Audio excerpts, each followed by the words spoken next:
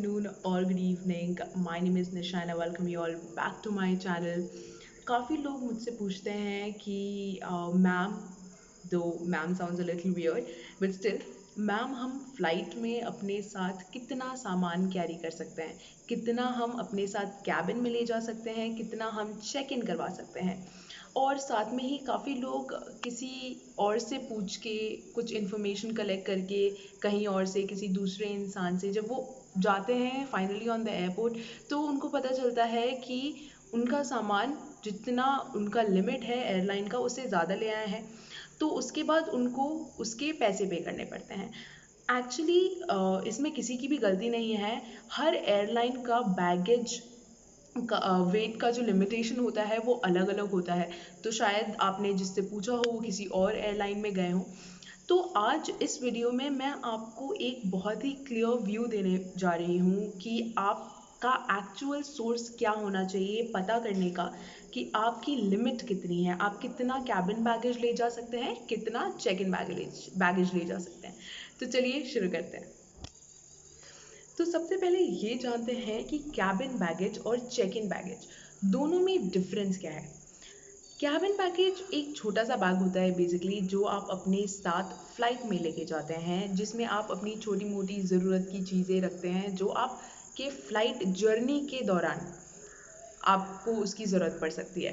वो एक ऐसा बैग होता है जो आप अपने साथ फ्लाइट में अपने सीट तक लेके जाते हैं और उसके बाद उसको या तो अपने सीट के आगे या आपके सीट के ऊपर जो कक्ष बना होता है आप उसमें रख देते हैं। तो उसे हम कहते हैं कैबिन बैगेज। दूसरी बात करते हैं हम चेक इन बैगेज की। चेक इन बैगेज वो बैग होता है, बेसिकली वो एक बड़ा सा बैग होता है जो आप अपने साथ एयरपोर्ट तक लेके जाते हैं, लेकिन फ़्लाइट में नहीं लेके जाते। बेसिकली आप जब काउंटर पे जाते हो, काउंटर पे जब आप अपना पासपोर्ट और टिकट दिखाते हो उन्हें, तो तभी जो वो बैग अपने पास सबमिट कर लेते हैं, कलेक्ट कर लेते हैं, उसके बाद वो एक टोकन देते हैं आपको।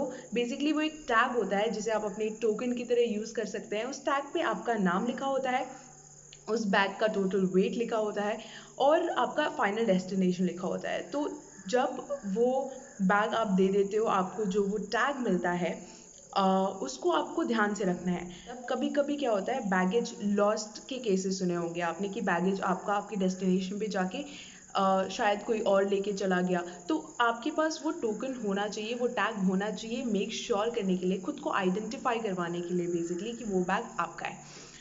वो चेक इन बैगेज फिर आपको आपके डेस्टिनेशन पे मिलता है। अब हम बात करते हैं कि चेक इन बैगेज का अगर वेट ज़्यादा हुआ, बेसिकली उससे पहले हम ये जानते हैं कि आपको पता कैसे चलेगा कि आपका टोटल वेट क्या होना चाहिए चेक इन बैगेज या कैरी ऑन बैगेज, जिसे हम कैबिन बैगेज भी कहते हैं, उसका। तो जब कोई कोई लोग किसी एजेंट के द्वारा टिकट बुक कराते हैं, तो जब आप किसी एजेंट के द्वारा टिकट बुक कराते हो तो नॉर्मली आप उनसे भी पूछ सकते हो कि जिस एयरलाइन में भी उन्होंने आपका टिकट बुक किया है उस एयरलाइन का लिमिट क्या है बैगेज का। तो वो आपको डायरेक्ट इन्फॉर्मेशन दे सकते हैं। लेकिन अगर आपने टिकट्स खुद से बुक की हैं तो आपका जो बोर्डिंग पास होता है, जो टिकट होती है बेसिकली, उसके नीचे भी लिखा होता है बैगेज अलाउंस, कि आपको कितना बैगेज अलाउड है उस पर्टिकुलर एयरलाइन में। देखिए, मैं आपको एग्जैक्ट क्वांटिटी नहीं बता सकती क्योंकि हर एयरलाइन का जो बैगेज अलाउंस होता है वो डिफरेंट होता है। जो बड़ी बड़ी एयरक्राफ्ट्स होती हैं, जो फुल फ्लेज्ड एयरक्राफ्ट्स होती हैं बेसिकली, जो इंटरनेशनली फ़्लाइट करती हैं और जिनमें काफ़ी सारी सर्विसेज इंक्लूडेड होती हैं, उनको वो आपको थोड़े ज़्यादा बैगेजेस अलाउ करते हैं। जो छोटी एयरक्राफ्ट्स होती हैं जो डोमेस्टिक फ़्लाई करती हैं सिर्फ, वो शायद आपको थोड़ा कम बैगेज अलाउ करें।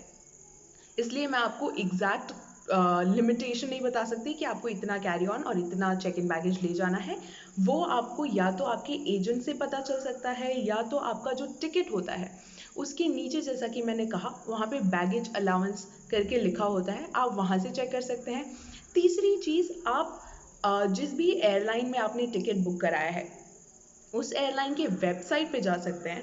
अगर आपको इंटरनेट डेफिनेटली यूज़ करना आता होगा, अभी सबको आता है, तो आप उस एयरलाइन के वेबसाइट पे जा सकते हैं। अगर आप इंडिगो से फ़्लाई कर रहे हैं, स्पाइस जेट से फ़्लाई कर रहे हैं, एयर इंडिया या किसी इंटरनेशनल एयरलाइन से फ़्लाई कर रहे हैं, तो आप उसका नाम लिखिए गूगल पे, और फिर सर्च कीजिए, सबसे ऊपर ही उसका वेबसाइट आ जाएगा, आप उस पर क्लिक कीजिए। फिर आपको उसके वेबसाइट पे जाने के बाद आपको पूरी इन्फॉर्मेशन मिल जाएगी कि क्या क्या अलाउंसेस हैं उस एयरलाइन में, क्या क्या अलाउड है, क्या क्या नहीं अलाउड है, आप कितना सामान ले जा सकते हैं, कितना नहीं ले जा सकते, क्या क्या ले जा सकते हैं, क्या नहीं ले जा सकते, वो सब उस पर दिया हुआ होगा। तो वहाँ से आप मेक श्योर कर सकते हैं कि आपका बैगेज अलाउंस क्या होना चाहिए। चलिए, तो वापस आते हैं और जानते हैं कि अगर आपके चेक इन बैगेज या कैबिन बैगेज का वेट अलाउंस से ज़्यादा होता है तो आपको पैसे पे करने पड़ते हैं केजी के हिसाब से। अब अगेन मैं ये आपको नहीं बता सकती कि पर केजी आपको कितने पैसे के पे करने पड़ते हैं, क्योंकि हर एयरलाइन में अलग अलग होता है रेट। डिपेंड करता है कि उस एयरलाइन का रेट उस समय पे क्या चल रहा है। तो ये कुछ एक बातें हैं जो ध्यान में रखनी ज़रूरी है। उसके अलावा ये दूसरी बात कि आपको अपने साथ कैबिन बैगेज में क्या क्या ले जाना चाहिए, फ़्लाइट बैगेज या चेक इन बैगेज में क्या क्या लेना चाहिए, ले जाना चाहिए, तो ये सारी चीज़ें भी बहुत इंपॉर्टेंट है। इसका भी वीडियो मैंने ऑलरेडी बनाया हुआ है, I will drop the link in the description, वो जाके भी चेक कीजिए।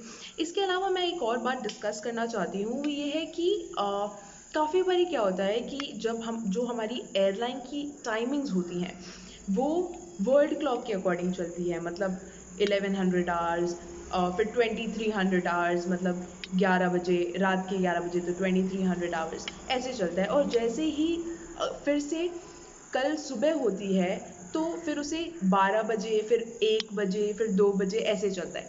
तो कभी कभी क्या होता है, टाइम की वजह से लोग कंफ्यूज हो जाते हैं। काफ़ी पैसेंजर्स को मैंने देखा है कि उनकी टाइमिंग की वजह से कभी कभी वो एक दिन पहले आ जाते हैं, कभी कभी एक दिन बाद आ जाते हैं, तो उसकी वजह से बहुत प्रॉब्लम होती है।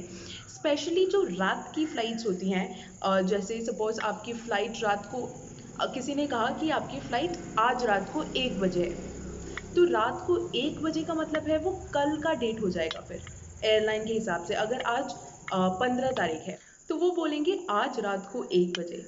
अब आज रात को 1 बजे का मतलब है कि कल अगले दिन मतलब 16 तारीख को सुबह 1 बजे। तो जब आप ये डेट्स का थोड़ा ध्यान रखिए, और जब आप अगर किसी एजेंट से टिकट बुक करा रहे हैं तो उनसे ये डेट्स और टाइमिंग्स कंफर्म कर लीजिए, क्योंकि फिर हमें बहुत बुरा लगता है जब आपकी फ़्लाइट छूट जाती है सिर्फ इस कन्फ्यूजन की वजह से। और अगर आप खुद से टिकट्स बुक कर रहे हैं तो प्लीज़ उस पर जो डेट्स मैंशनड होती हैं उसको ध्यान में रख के ही आप अपनी फ़्लाइट जर्नी शुरू करें। So that was all I think from my side. ऐसे बात करते करते कितनी बातें निकल जाती हैं। अगर आपके पास अगर आपको कोई भी और किसी भी तरीके का डाउट है तो आप प्लीज़ मुझे कमेंट सेक्शन पे वो डाउट्स ड्रॉप कीजिए। मैं कोशिश करती हूँ हर कमेंट का जवाब देने का। और अगर आपको कुछ और ज़्यादा जानकारी की ज़रूरत है तो आप मुझे इंस्टाग्राम पे भी फॉलो कर सकते हैं, उसका भी लिंक मैं डिस्क्रिप्शन में डाल दूँगी। Thank you so much, have a wonderful day, be safe, stay happy.